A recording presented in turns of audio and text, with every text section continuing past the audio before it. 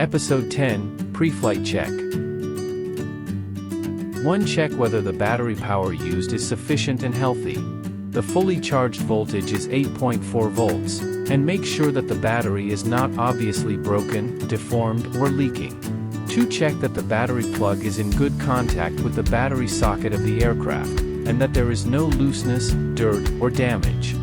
3. Make sure the propeller is installed in the right direction and the screws and nuts are not loose. 4. The remote control is switched on and has been correctly bind with the aircraft. Make sure the receiver indicator light flashes normally or shows connected. 5. Make sure the takeoff location is empty and free of obstacles, away from crowds and valuables to prevent damage caused by accidental loss of control. 6. If it is the first time to fly or after major upgrade, it is recommended to conduct ground test first to make sure all functions are normal before flying in the air.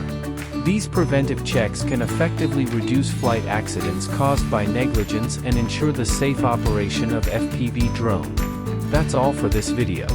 In the next episode, we'll introduce possible reasons for successful binding but failure to arm.